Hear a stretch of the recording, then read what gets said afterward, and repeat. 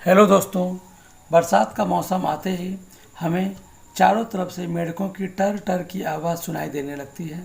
और बरसात के मौसम में हमको रंग बिरंगे अलग अलग प्रकार के मेंढक चारों तरफ दिखाई देने लगते हैं। दोस्तों, बरसात के मौसम में तो मेंढक हमको दिखाई देते हैं, परंतु क्या आपने इस बात पर गौर किया है कि ये मेंढक हमको ठंडी के मौसम में अर्थात जाड़े के मौसम में हमको क्यों नहीं दिखाई देते? तो आज की इस वीडियो में हम लोग इसी बात पे चर्चा करेंगे कि आखिर ये मेंढक हमें जाड़े के मौसम में क्यों नहीं दिखाई देते। दोस्तों, जैसे ही बरसात का मौसम आता है तो मेंढक अपने बिल से निकल आते हैं और अंडे देने लगते हैं, और उन अंडों से बहुत सारे छोटे छोटे टैडपोल लार्वा दिखाई देने लगते हैं।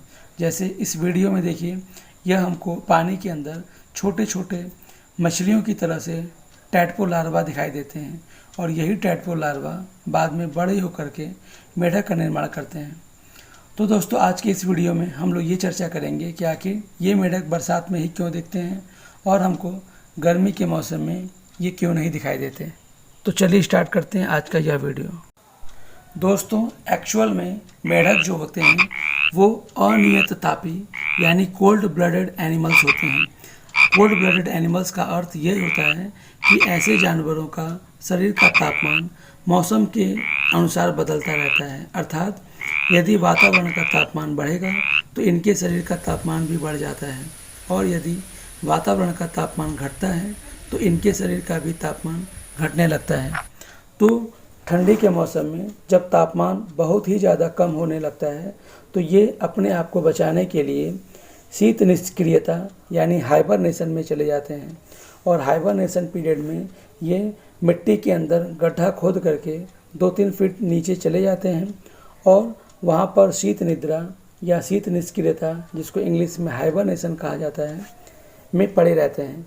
इस हाइबरनेशन स्थिति में ये अपने शरीर की गतिविधियों को या तो निष्क्रिय कर देते हैं या बहुत ही स्लो कर देते हैं, जिस कारण इनमें ऊर्जा की कमी बहुत ही कम होती है, और इस वजह से ये अपने आप को बहुत ही काफ़ी लंबे समय तक कम एनर्जी यूज़ करके भी अपने आप को बचा लेते हैं।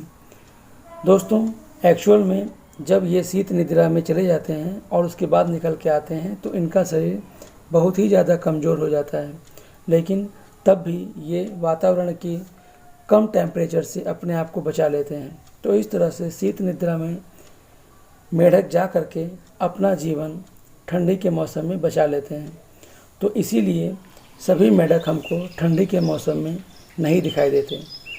मेंढकों के अलावा मछलियां भी इसी तरह से कीचड़ में चली जाती हैं अंदर। इसके अलावा सांप और छिपकलियां पत्थरों या लकड़ियों के नीचे छिप करके शीत निद्रा में चले जाते हैं और अपने आप को ठंडी के मौसम में बचा लेते हैं। तो इस तरह से देखा जाए तो हाइबरनेशन या शीत निष्क्रियता जीवों को अपने जीवन को बचाने के लिए एक प्राकृतिक रूप से दिया गया एक बहुत ही अच्छा वरदान है, जिसकी हेल्प से ये जीव अपने आप को ठंडी के मौसम में बचा सकते हैं।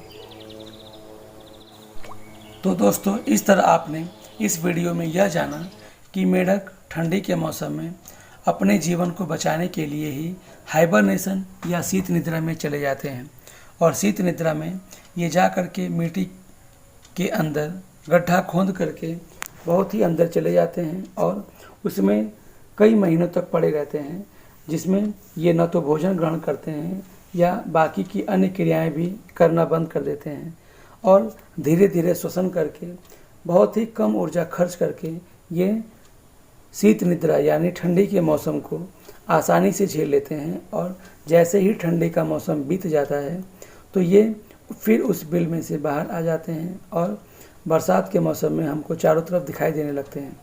तो इस तरह से शीत निद्रा यानी हाइबरनेशन में जा कर के मेंढक, छिपकली, सांप, मछलियाँ, तितलियाँ, मक्खियाँ आदि जो जानवर होते हैं ये ठंडी के मौसम से अपने आप को बचा लेते हैं। तो इस तरह से हाइबरनेशन से मेंढक अपने जीवन की रक्षा कर पाते हैं। तो इस वीडियो में आप लोगों ने मेंढक ठंडी के मौसम में कहाँ गायब हो जाते हैं इसके बारे में जाना। उम्मीद है आपको ये वीडियो ज़रूर पसंद आया होगा। धन्यवाद। तो दोस्तों, आपको यह वीडियो कैसा लगा इसे हमारे कमेंट बॉक्स में ज़रूर बताएं और इस चैनल को लाइक और सब्सक्राइब ज़रूर करें। धन्यवाद।